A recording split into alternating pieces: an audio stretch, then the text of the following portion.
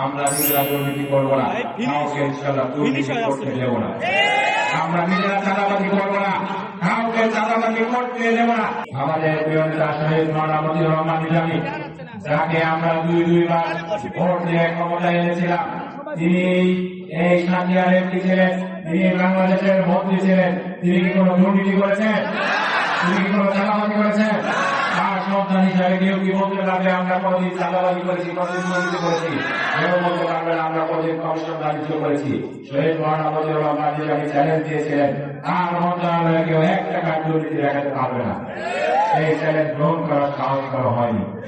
সেই শহীদ মাওলানা মতিউর রহমান নিজামী, তাকে শতাব্দীর জঘন্যতম মিথ্যাচারের মাধ্যমে শুধু তাকে নয়, তার সেই যারা সহকর্মী ছিলেন, সেই শহীদ আব্দুল কাদের মোল্লা, শহীদ আল্লামা দেওয়ান সাইদি, শহীদ আলী হাসান মোহাম্মদ মুজাহিদ, তাদের সকলকে শতাব্দীর জঘন্যতম মিথ্যাচারের মাধ্যমে বিধান নামে প্রহসন করে হত্যা করা হয়েছে, শহীদ করে দেওয়া হয়েছে। এক সাইডে দাঁড়ান, সাইডে দাঁড়ান, সাইডে দাঁড়ান। আমারও তো সমস্যা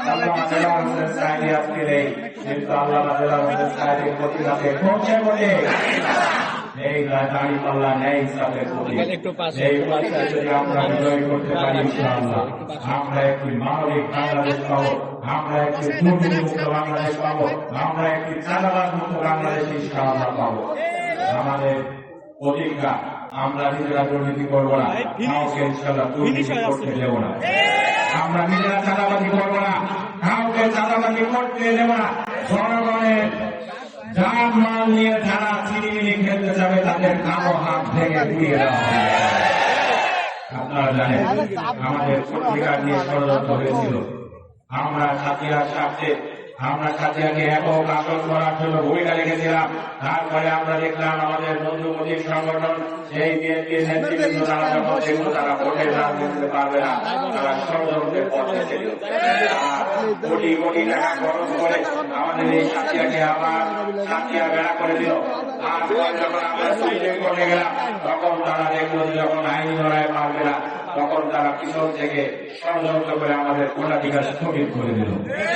সারা দেশের মানুষ উৎসবমুখর পরিবেশে ভোট দিলে, আর আমার সাথীরা বেড়া সুজানগরবাসী ভোট দিতে পারে না, এটা হতেই পারে না। আমরা সুপ্রিম কোর্টে গেলাম, সুপ্রিম কোর্টে মামলার নম্বরে আমরা রায় পেলাম।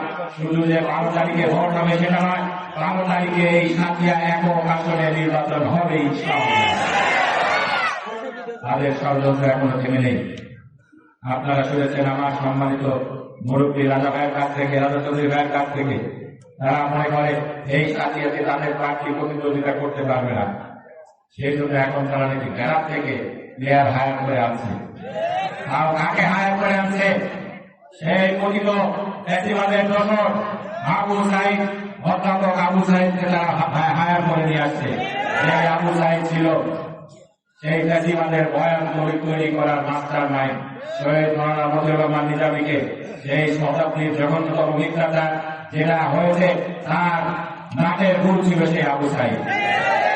তাকে এনে সাথীয়াতে আপনারা সুবিধা করতে পারবেন না। সাথীয়ার মানুষ তাদের বুকে শহীদ মাওলানা মতিউর রহমান নিজামীর জন্য যে মায়া রয়েছে, তাকে হত্যা করার কারণে তাদের বুকে যে ব্যথা রয়েছে, সেই ব্যথার আগুনকে আপনারা উস্কে দেওয়ার চেষ্টা করবেন না। এই আগুনে জলে আপনার অভিশাপে করে আপনারা ছাই হয়ে যাবে। শহীদ মাওলানা মতিউর রহমান নিজামীর উপরে অনেক মিথ্যাচার হয়েছে। সাথীরা জনগণ, বাংলাদেশের জনগণ আর কোন মিথ্যাচার শহীদ মাওলানা মতিউর রহমান নিজামীকে নিয়ে শুনতে চায় না। শহীদ মাওলানা মতিউর রহমান নিজামীর উপরে মিথ্যাচার করার কারণে শেখ হাসিনার সরকার এদেশ থেকে পালাতে বাধ্য হয়েছে। তারা ভবিষ্যতে শহীদ মাওলানা মতিউর রহমান নিজামীকে আবার যুদ্ধ অপরাধী বলার চেষ্টা করবে।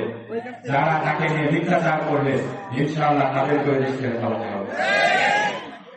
আমরা ইনশাআল্লাহ শহীদ মাওলানা মতিউর রহমান নিজামীর উপরে যে অত্যাচার হয়েছে তার ব্যথা আমাদের বুকে আছে। সেই ব্যথা আমরা সেদিন বিচার পাইনি, তার ব্যথা আমাদের বুকে রয়েছে। শহীদ মাওলানা মতিউর রহমান নিজামীকে তারা হত্যা করে ক্ষান্ত হয়নি। আমরা সাথীয়াবাসী, বাংলাদেশের যে প্রান্তেই যাই, যখন আমরা পরিচয় দিই আমরা সাথীয়াবাসী। আমাদেরকে কি বলা হয়? আপনারা নিজামী সাহেবের এলাকা লোক, ঠিক না? এই নিজামী সাহেবের এলাকার লোক হওয়ার কারণে আমাদেরকে দীর্ঘদিন উন্নয়ন থেকে বঞ্চিত করে রাখা হয়েছে।